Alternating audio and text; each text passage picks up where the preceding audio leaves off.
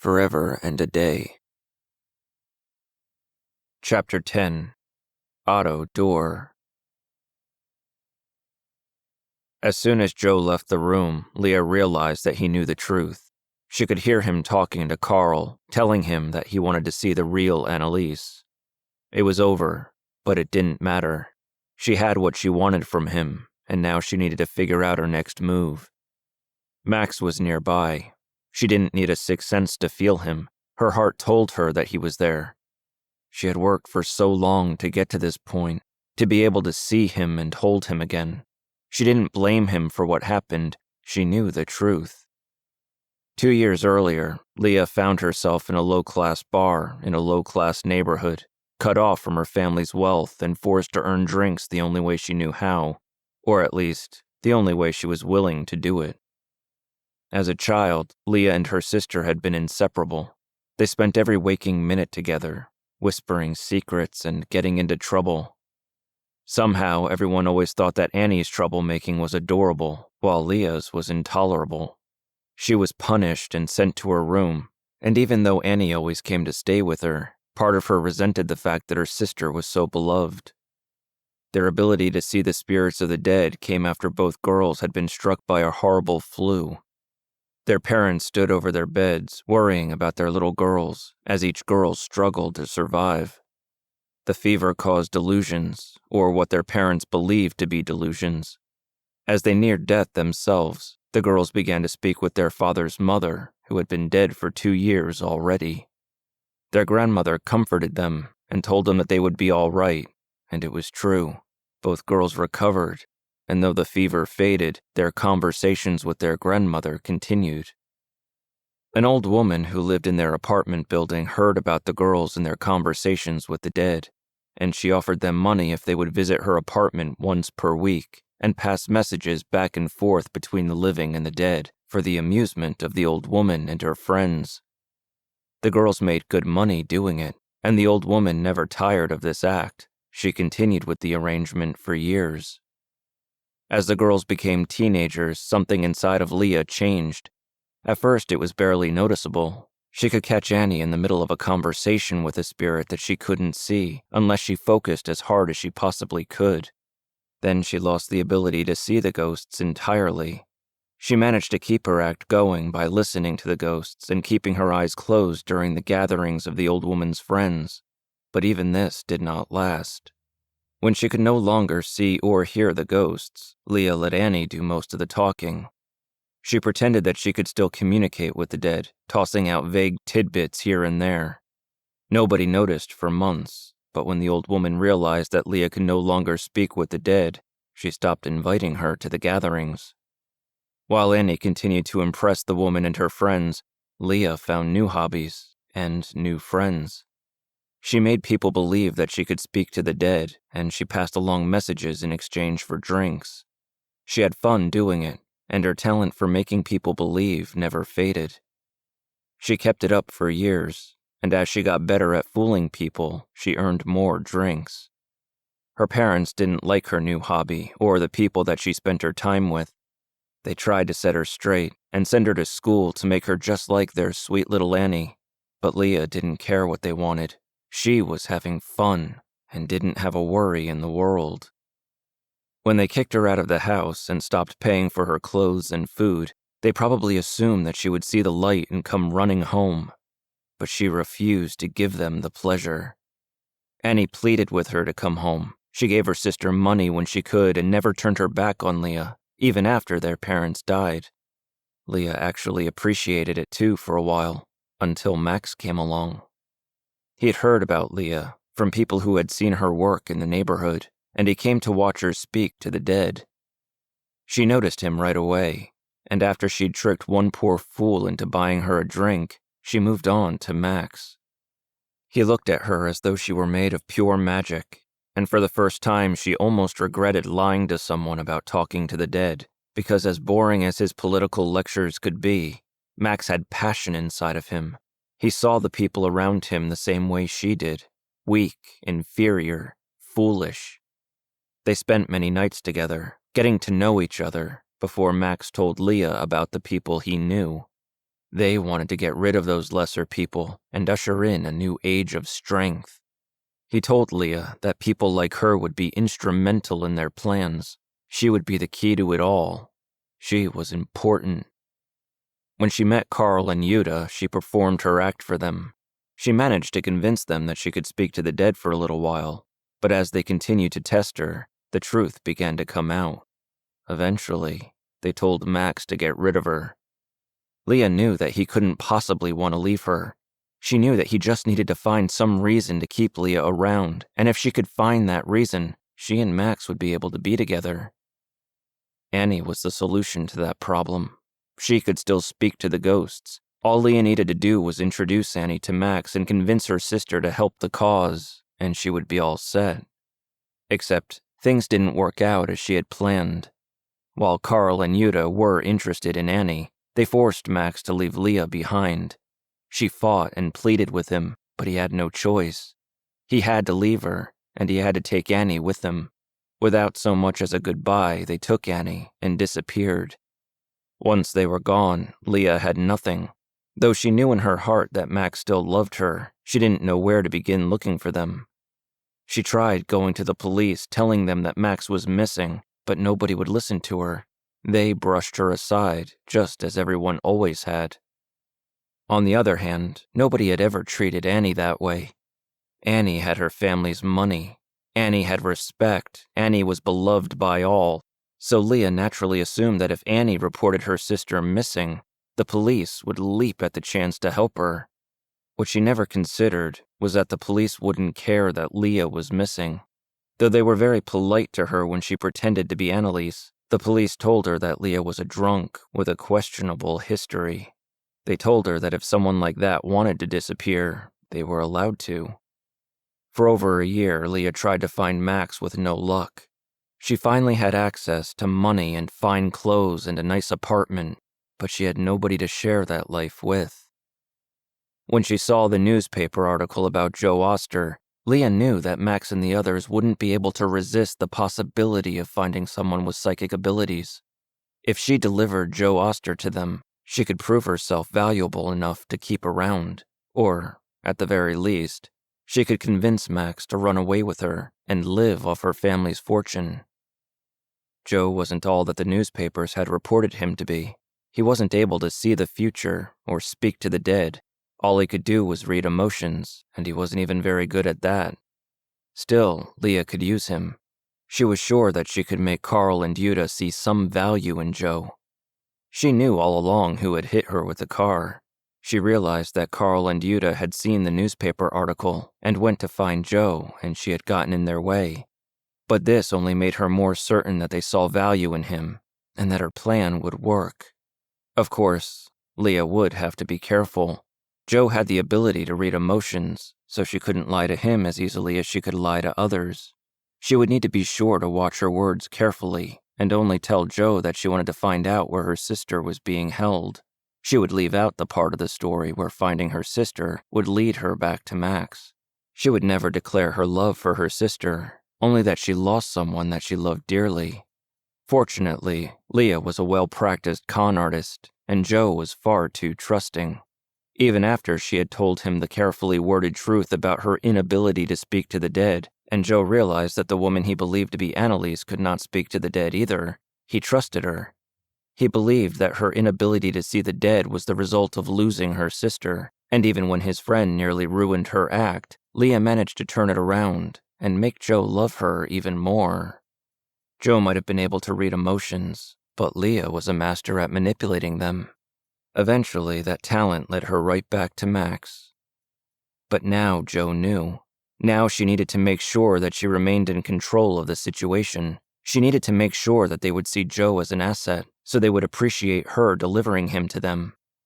Joe had convinced them that he could speak to the dead, and that made him as important as Annie was. For as long as it suited her needs, she would allow him to keep up the con. Joe was led through the kitchen to a door which led to the second level of the house. The stairs were narrow, and there was barely enough light for Joe to see where he was going as he walked upward, with Carl close behind. "She was proud of the fact that she fooled you," Carl told him. How did you know? She didn't fool me, really. I always knew that she was hiding things and manipulating people, myself included. After people started describing Annalise to me, I suspected the truth, but I didn't know for sure. The names didn't matter to me, you see. Leah or Annalise, I didn't care who was who. Someone was still missing. She was in trouble. But I didn't really know until this morning. After she came to see me, she went upstairs, and I felt something from her. Love. Since I knew where her sister was, I had to ask myself why she'd feel that way about someone else in this house. She was pushing me to help you, but for all I knew, she'd made a deal to get herself and her sister out of here. I couldn't blame her for that, but when I went in there just now and I pushed her a little bit, I realized who she loved, and it wasn't her sister. They reached the top of the stairs and came to another door, which was locked. Joe stepped aside and allowed Carl to walk to the door. As Carl unlocked the door, Joe asked him, was she in on it from the start? Was the car hitting her just some ploy to draw me in? Carl smiled and answered, no. The car was Yuta, seeing someone she didn't want poking around our business, and taking the opportunity to remedy the situation. She wasn't very good at it. She's not usually the one who kills people, Carl nodded. Any more questions? Yeah, I have a ton of them. Cooperate, and maybe you can know everything. Carl pushed the door open and gestured for Joe to walk through it. The room was as dark as the stairway had been. There was only one window to Joe's right, but it was blocked off by shutters. Only thin lines of light managed to sneak past those shutters. Joe could feel the real Annalise on the same level of the house as him. Her emotions were erratic and hard to process, growing even harder as he approached. There was one more door, which Carl had to unlock. Beyond it, Joe expected to find a pitch-black torture chamber with Annalise strapped down to a wooden table, gagged and desperate for help. She wasn't crying out. She wasn't banging on the door. Either of those things Joe would have been able to accept, but the lack of those noises coming from that other room was more disturbing to him than anything else. Even the baby was quiet. You have 5 minutes, Carl told him. As soon as Carl pushed the door open, Joe could see that the room where Annalise was being held was not as dark as the rest of this floor. There was a window, which was blocked off by metal bars, but light passed through those bars and showed Joe the room where Annalise was forced to live.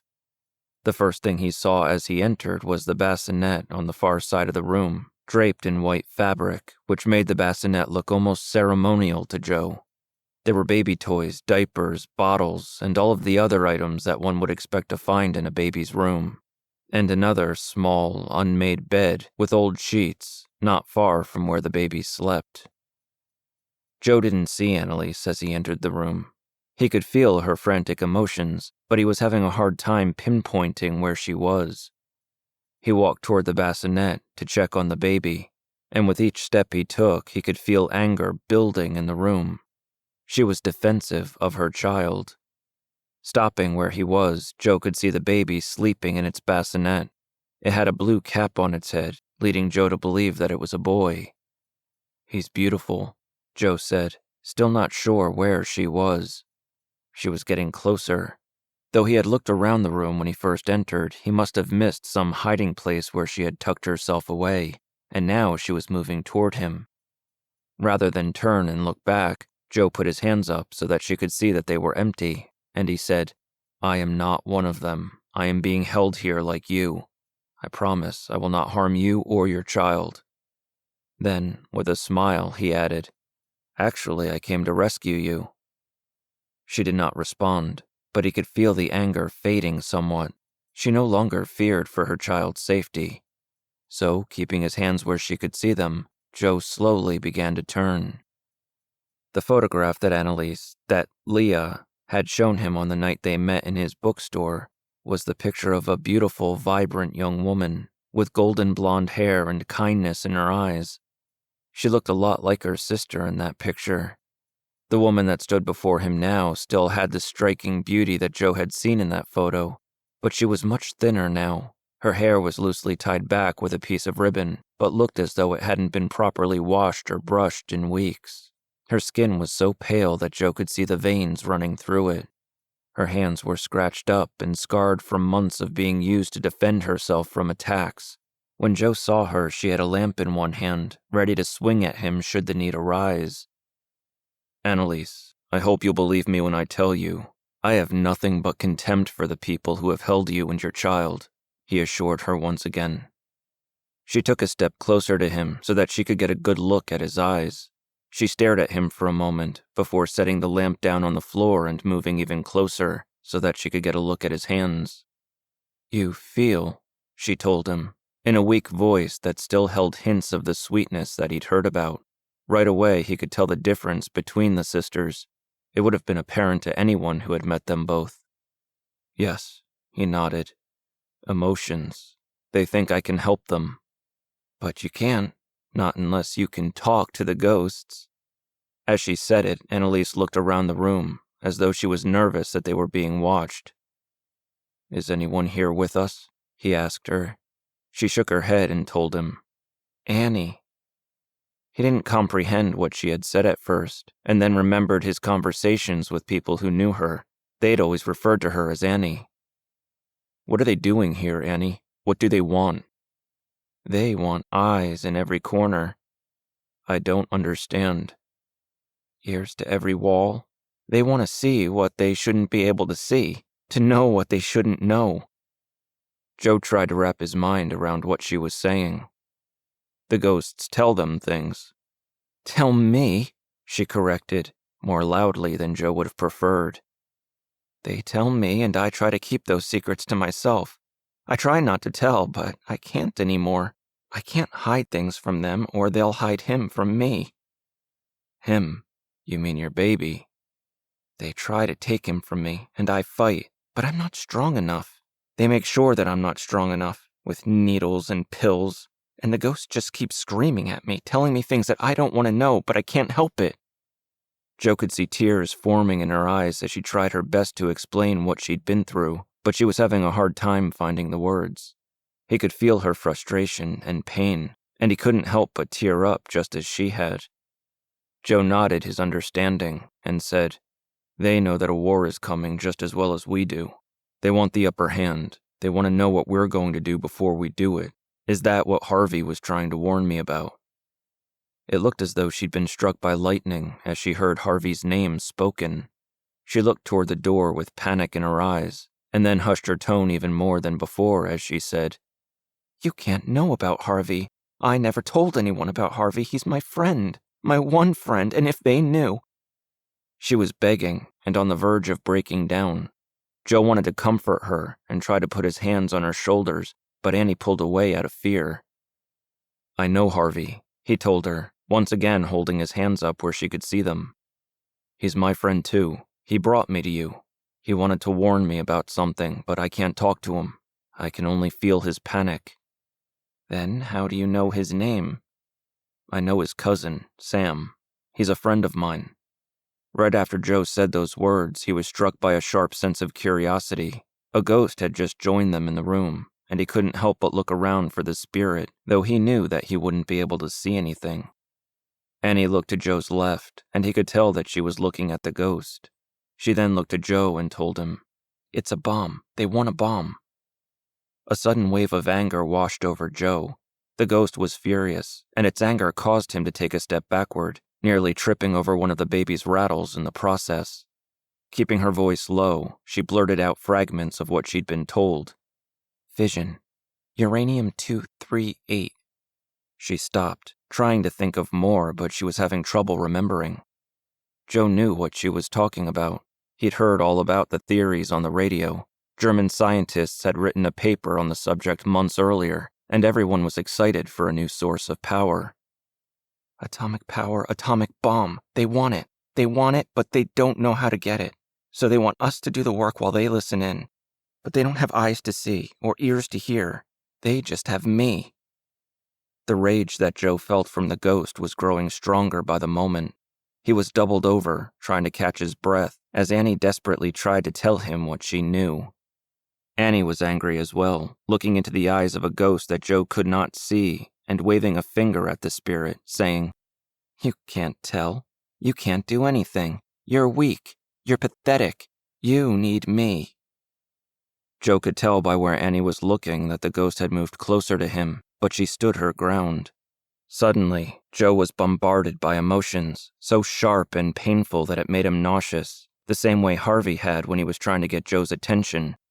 Anger, pain, amusement, desperation, hatred, all those things and more, all hitting Joe at the same time.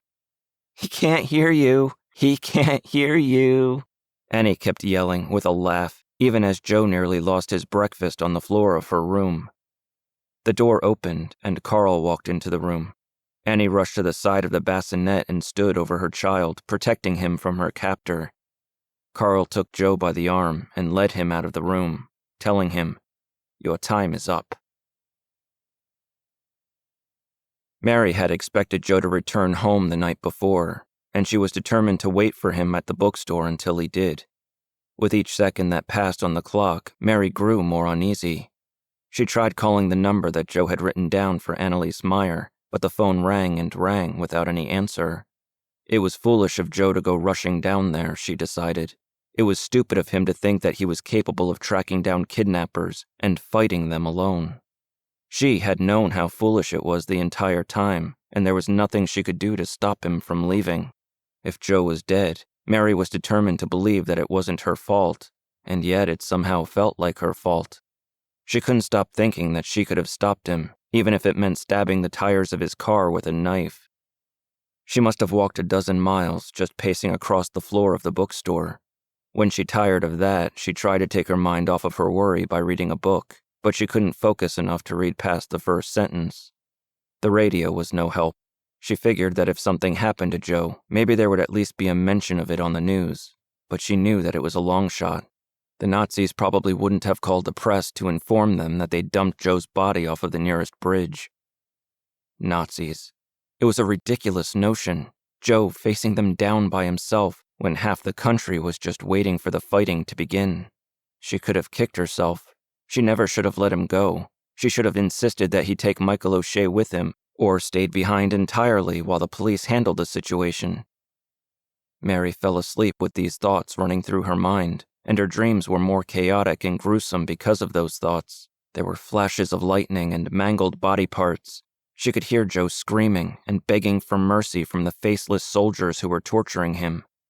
But the worst part of the dream was the overwhelming sense of loss that she felt even after waking up. They were the last of their family. Without Joe, Mary would be completely alone in the world. She would be lost. Once again pacing by the time the sun began to rise, Mary was startled out of her dark thoughts by the sound of someone knocking on the door of the bookstore. When her eyes met Sam's, she froze. She simply stared at him for the longest time, as somehow a ray of light shined through the darkness of her mind. Taking a deep breath, which felt like the first breath she'd taken all night, Mary went to the door and opened it. She threw her arms around Sam as soon as he walked inside, and he held her tight for as long as she needed to be held. When Mary finally pulled away from him, she could tell by the look in Sam's eyes that he was waiting to hear what had happened. If he went by her appearance alone, he could easily assume that Joe was dead. "I haven't heard from him all night," Mary told him. "I've been waiting here for him to come home, but he hasn't even called." "Have you checked his apartment?" "He'd never go there. He can't stand to be there alone at night." Sam nodded, not needing any explanation for why Joe would hate being at home. He then asked, "Have you gone to your apartment? Maybe he called." "I've thought about leaving, but I can't. I just keep thinking that the second I leave here, the phone will ring, or he'll show up at the door and I'll miss him." Mary turned away from Sam, biting on her thumbnail as she shook her head.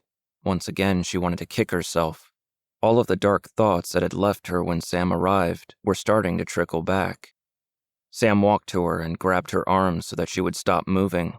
He looked her in the eyes and said, "Go home. I'll wait here, and if he comes back or calls, I'll make sure you know it." "I can't leave." "You need rest." "But—" He tightened his grip just a little bit and reaffirmed his eye contact with her as he said, "You're not in this alone anymore. You have help, so take it." She wanted to argue. She wanted to be everywhere at once because she wanted to be the first to know whatever news there was to know. But she didn't even bother to open her mouth before deciding that she was being irrational. She relented with only a nod. Sam let go of her arms, and Mary turned toward the counter where her handbag was being kept. She told him, "I probably won't be gone for very long. If Joe comes back, I think that he'll come here before he goes anywhere else. Either way, someone will be waiting." Mary grabbed her bag and started to look around the store, checking to see if there was anything else that she needed to bring with her, or anything else that she needed to tell Sam. "If a customer comes in, can you handle a sale?" she asked him. "I've watched you do it. I think I can figure it out." "And if they come looking for the psychic from the newspaper?" "I'll just tell them that they have the wrong store." "Oh, I never thought of that. I always just tell them to get out." Sam smiled at her and said, "Don't forget your keys." He gestured toward the counter where a set of keys was sitting. Mary looked down at them, but grew puzzled as she picked them up. "These aren't my keys," she told him. "They're yours." "They can't be mine. I have my keys right—" Sam started as he checked his pockets, but stopped himself when his search came up empty. "I recognize this little charm on your keyring." Sam stepped closer to her and took the keys. As he studied the keys and ran his thumb over the charm on his keyring, he grew confused. He told her, "This is Harvey's old good luck charm. These are my keys, but I didn't go anywhere near the counter until just now." "Harvey?" Mary asked, looking around the store as though she expected to see Harvey standing somewhere nearby. "He's here. He's trying to get your attention." She caught Sam looking at her, with a hint of amazement in his eyes and a small grin on his face. "I've spent so long feeling crazy because of these things, and then you come along, and it all seems normal," he told her. "I wouldn't go that far, but it is happening." Though not quite sure why, Mary looked toward the ceiling as she addressed Harvey. She said, "What do you need? What are you trying to tell us?" Both Mary and Sam held their breath, waiting for some sort of answer from Harvey. Honestly, she didn't know what she expected to happen. If he could say something to them, he would have done that to begin with. "We need to find some way of helping him," Mary told Sam. "I hate that he's here and he needs something, but there's nothing for us to do. We just stand here listening for some sign that never comes." "I know, but we're getting closer now. For the first time, it feels like I will figure this out, that we will figure this out."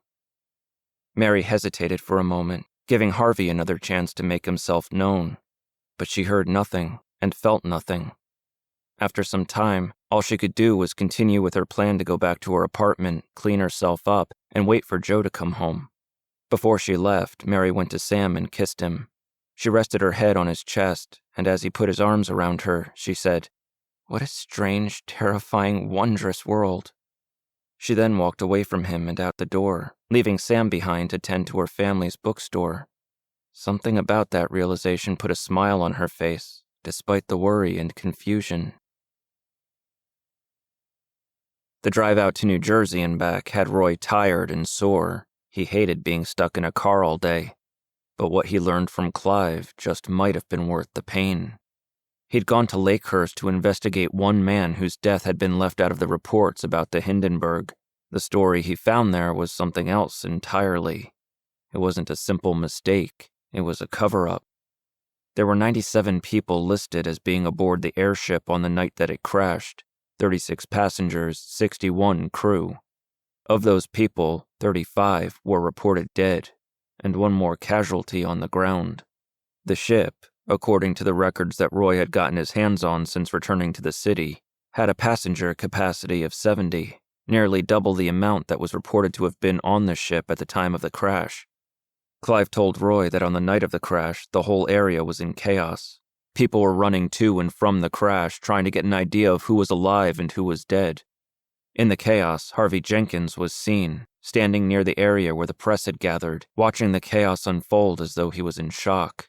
Stories about those who saw Harvey that night started to spread, mostly as whispers over a beer. It became an urban legend that nobody talked about too loudly unless they wanted to find a new job. But as the stories spread, there were more whispers.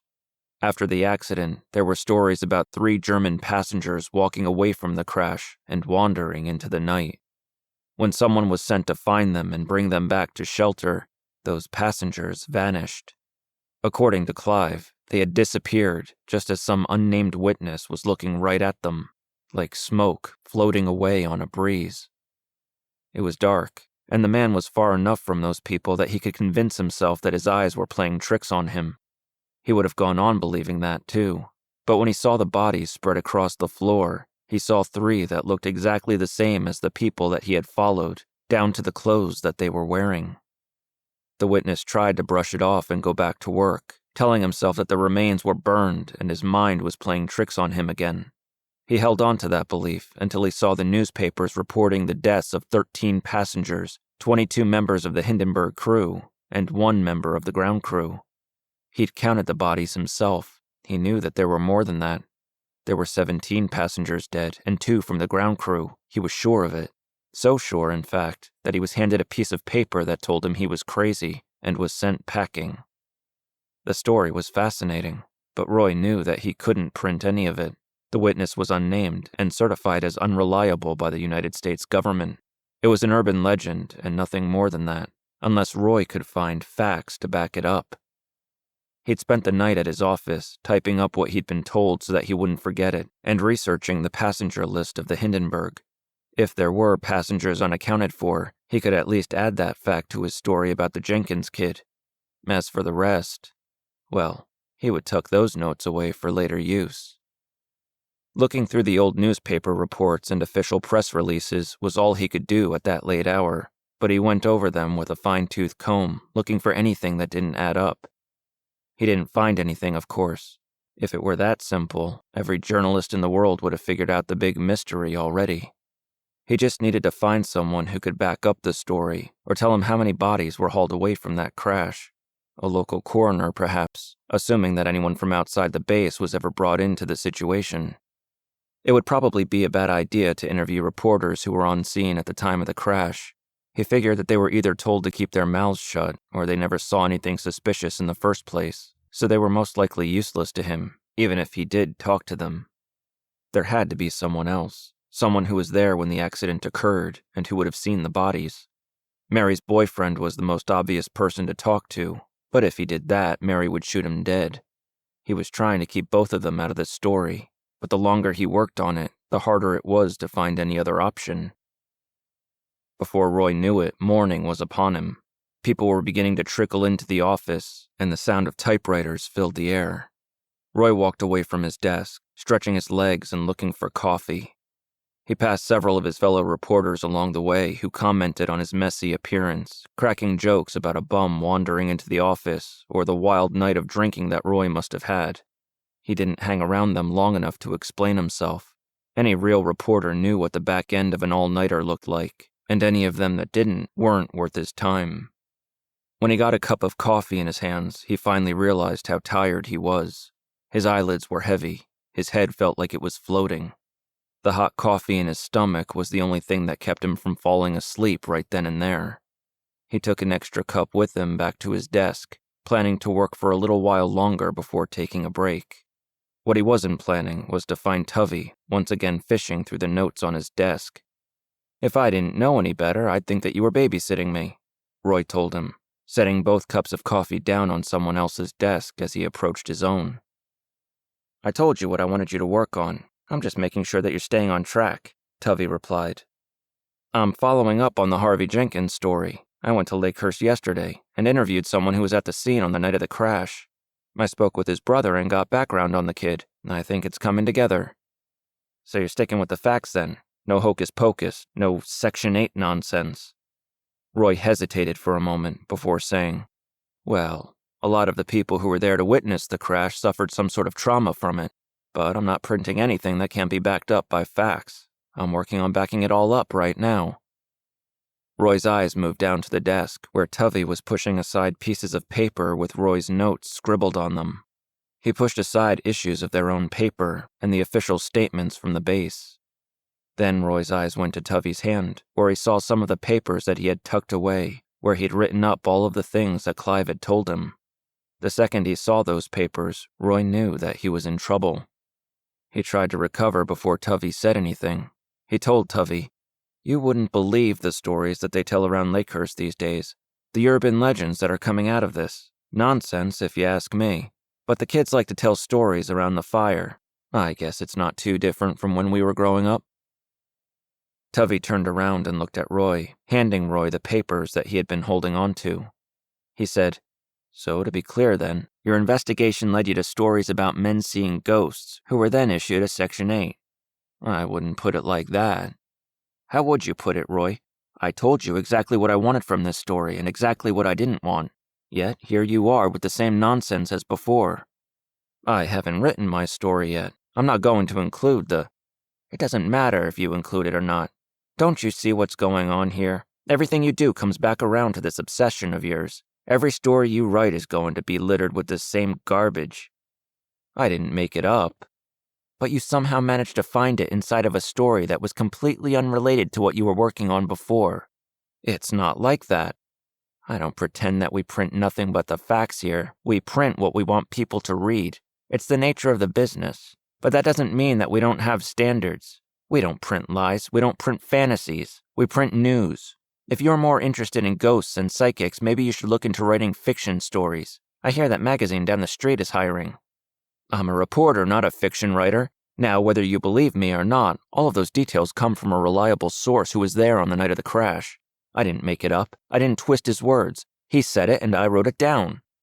"Funny how you keep stumbling into these stories, isn't it? That never happens with Walter, or the kid who does all of those kitten and tree stories." Roy was going to make up an excuse and try to think of something that he could say that would cause Tuvey to see things his way. But after thinking it through, the only option he could think of was to tell the truth.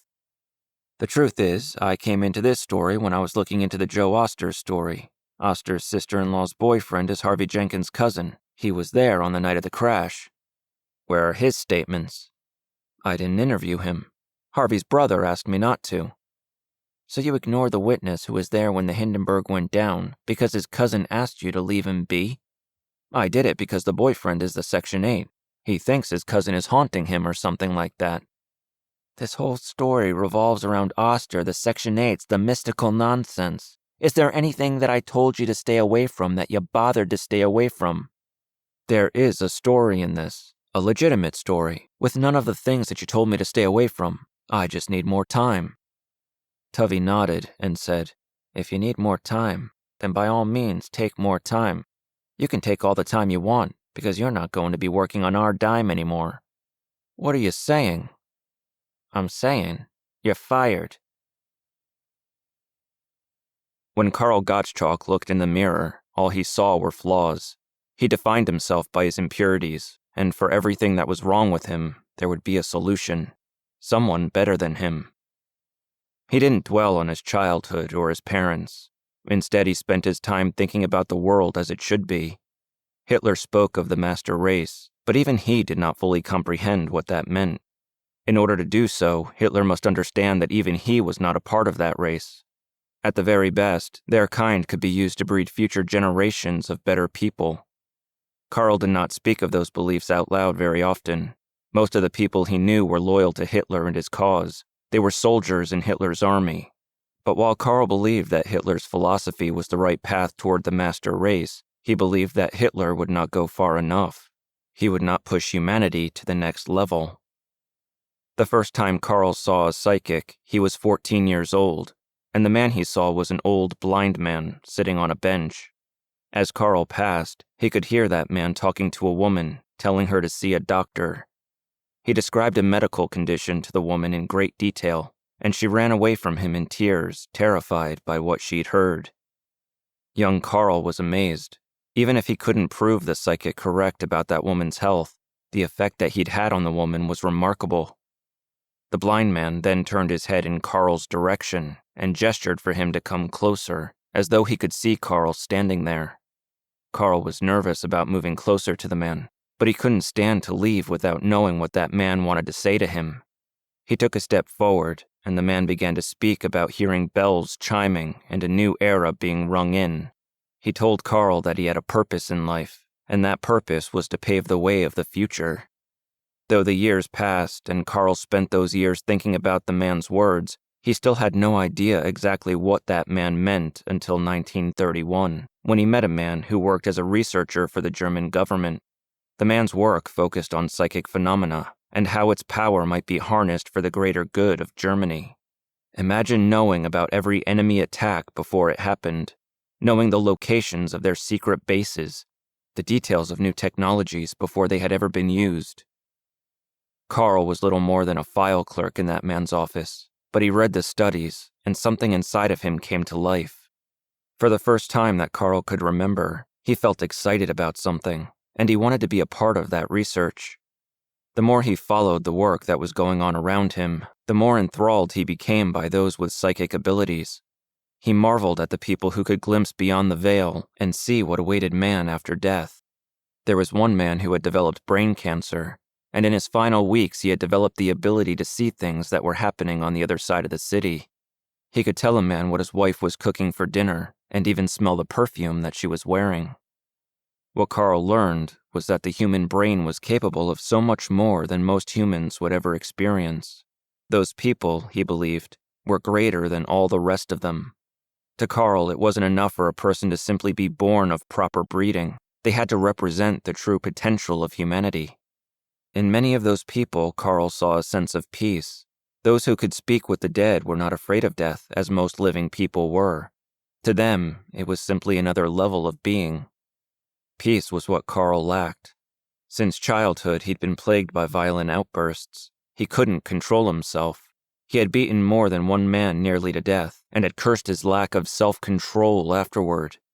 He tried to force that self-control by strictly adhering to a certain diet and schedule. When he lusted, he attempted to force those urges away by engaging in rigorous physical activities. When he grew angry, he tried his best to keep a level head, and despite all of his efforts, Carl continued to fail. The research expanded and reached a level where men would be sent out into the field to gather real intelligence. Though it was not backed by many of the highest-ranking members of the government, the project had enough support to move forward. If they could gather useful information and send it back to Germany, everything would change. It would have to. Carl believed that it was his purpose in life to pave the way of the future. That meant opening the door to this new level of human existence, so he fought for the privilege of being assigned to a research team, and in 1933, he was sent to live in the United States of America. The place was a cesspool. People of all different colors and religions walked the same streets. They lived with each other as though it were the most normal thing in the world. Though disgusted by this fact, Carl couldn't help but be amused by the fact that they weakened themselves by breeding impurities into their entire culture, even as Germany fought to weed out their own imperfections. Even some German Americans were silly in their interpretations of their superiority. Carl found the German-American Bund to be comedic, the way they waved the flag of an inferior nation and made up stories about American heroes actually being more like Nazis than Americans. But there were some out there who truly believed in the cause, because it was the right thing to believe in. They didn't make up stories or pretend to be anything except loyal Germans, living in a land that stood for everything that they loathed. When he first arrived, Carl was sent to work under one of the group leaders named Eckhart Nast. Nast was working with a psychic girl who could not only speak to the dead, but claimed to have visions of the future. Over the course of 4 years, Carl studied under Nast, observing the girl and keeping a detailed log of their findings. The work was thankless, and the girl's predictions were vague, but there was enough truth in what she said to keep the research going. In 1937, it was decided that Carl could handle his own research group, and he was sent to the home of Otto and Jutta Dürr, which was located just above their bakery. Both of the Dürrs had been born in Germany and had moved to America as children. They had been recruited into the study because of Otto's grandfather, who was known in certain areas of Germany for his ability to communicate with the dead until his death in 1907. While researching his grandfather, it was discovered that Otto possessed the same ability, and that was when Carl was sent to work with him. What he found upon his arrival at the Dürr home was less than impressive. Otto had been pushed into the study by his wife, whose loyalty to Germany ran much deeper than Otto's. From what Carl could tell, Otto did not seem to have much love for America, but he was not an enthusiastic supporter of Germany either. Since their work would involve trying to obtain military intelligence for Germany, Carl wasn't sure that Otto was a worthy candidate for the project, but Jutta insisted that she could bring her husband around. Carl started out slowly with Otto, asking him to communicate with the spirit of someone local, just so Carl could see how the ability worked. He logged each interaction with a spirit and researched the facts that Otto gave him, and he was impressed by Otto's accuracy. After each session, Otto would retire to his apartment, and Carl would go back to his own home or to a bar where he could work in peace. He had still not been assigned an assistant to work with him, so Carl began to keep an eye out for someone who might fill the position. Max Weber was a local boy and a member of the German-American Bund, but Carl had overheard Max speaking ill of the group on more than one occasion. He heard Max speaking about his dreams of going to Germany and becoming a true German. After much consideration and after getting approval from his superiors, Carl approached Max about joining his team. The boy was very eager to accept the offer. In May of 1937, the next phase of Carl's research was to begin. A very specific group of spirits were to be assigned to his team, and they would be tasked with listening in on specific conversations. If Otto could communicate with them and report their intelligence, their mission would be considered a success. If not, there was a good chance that Carl would find himself reassigned and possibly forced to serve as another researcher's assistant once again. He was determined not to allow that to happen. Unfortunately, some things were out of Carl's control. "Are you secure in the knowledge that Annie is all right?" Carl asked, leading Joe down the stairs. "Is that what you call it? Because I see a girl who has been abused to within the last shred of sanity. She's tired, as I expect any new mother would be. That wasn't caused by the baby. You did something to her. I don't know if it was drugs or torture, but you did something. We've tested some medical theories, tried to make it easier for her to use her ability." "Yeah? And what's that gotten you?"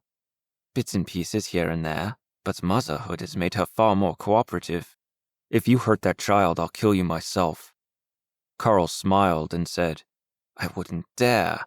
As I said, people like you and Annie are the future of this world. That child is a part of that future."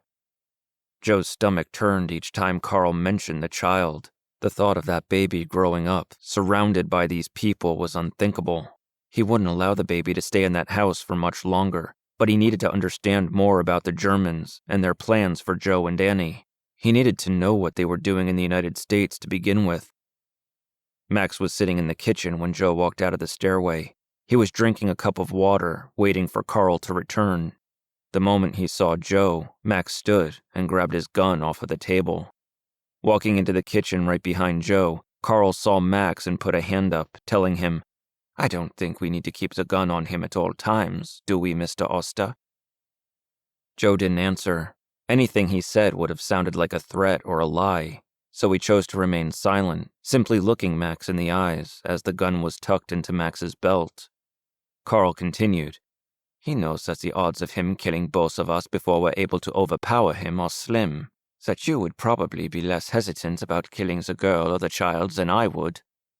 "Beautiful baby," Joe said, still looking Max in the eyes. Max was uncomfortable with the topic. Joe could feel that uneasiness, despite Max's attempt to look calm.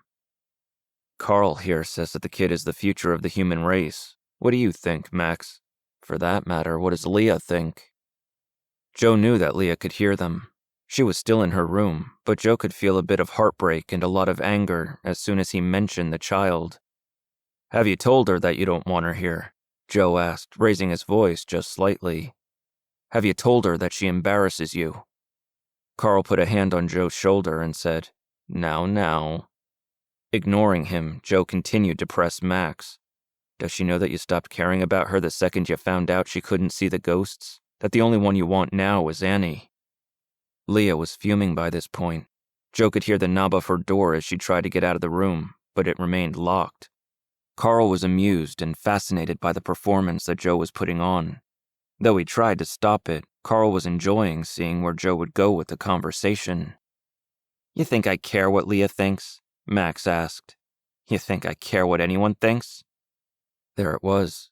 That last question was infused with a vulnerability that Joe could use to his advantage. "Carl and Yuta think it's cute how much you try," Joe told Max. "You're like a pet to them, dumb, but useful in your own way." Carl couldn't help but laugh now. He pushed Joe forward, moving him toward the living room once again. As they passed him, Carl patted Max on the shoulder. Joe moved through the doorway out of the kitchen and turned toward the living room, but Carl grabbed his shirt and stopped him. He opened the basement door and threw Joe through it, causing him to fall halfway down the stairs before catching the handrail and stopping himself. Carl was close behind him, giving Joe another shove with his foot and sending Joe down to the floor below, landing hard on his right shoulder. "That was clever," Carl said in an even tone. There was no anger in him. He was amused. "You can read minds?" Joe didn't respond. He remained on the floor where he fell, allowing Carl to stand over him. His shoulder hurt and his guard was down. For a moment, all of the nervousness and helplessness that he felt himself rose to the surface, but he fought to push them back again. He fought to hold on to the feelings of intrigue and fun that came from Carl. "I don't want to hurt you, Mr. Oster, but I can't have you attacking my people. I can't have you getting inside of our heads and using our thoughts against us." Carl moved down to the basement floor and squatted next to Joe. He grabbed Joe by the hair and made sure that Joe was looking into his eyes as he said, "I might have to hurt someone because of this." Joe felt weak. He didn't know what he could do to fight back, but he held on to the one weapon he had and asked Carl, "What's it like fighting for your own extinction? To feel so useless, so impure?" Letting go of Joe's hair, Carl stood and shoved Joe with his shoe until Joe was on his back looking up at Carl. "You are your own worst enemy," Joe grinned. A sudden wave of anger surged through Carl, and he stomped his foot on Joe's chest. Joe grabbed Carl's foot and twisted it, sending Carl to the ground and evening the score a little bit. He then struggled to get up, even as his shoulder continued to ache. Carl hurried back to his feet and stared at Joe. "Your mother must be so proud," Joe smiled at Carl. "To give birth to something that doesn't deserve to exist. What's it like for you to know that the same blood that runs through you ran through her?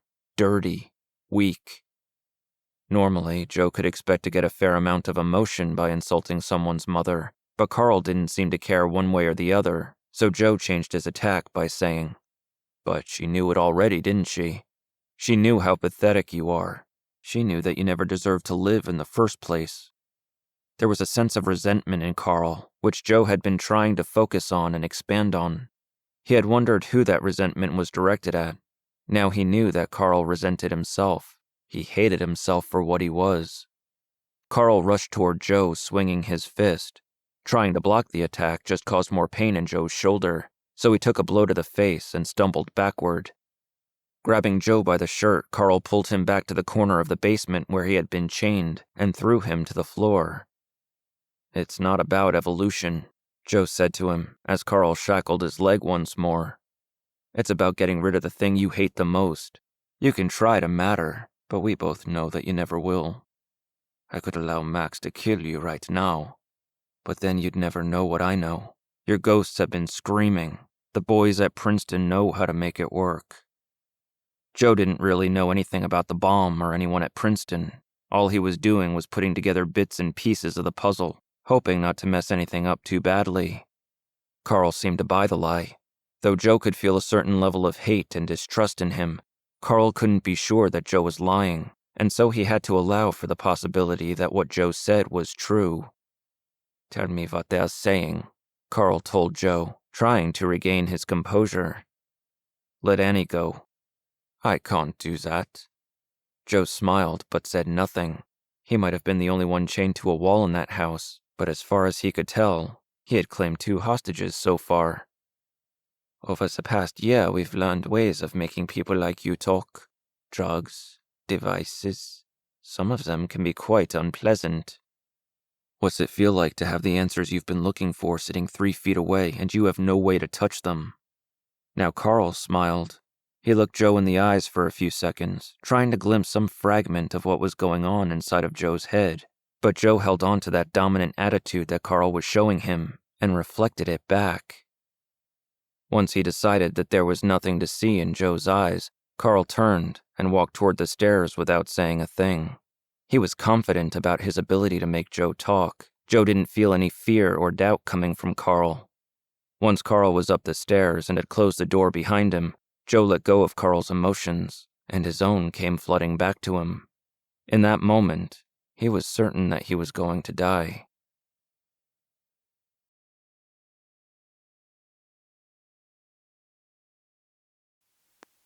This is the voice of the Embers, where stories burn.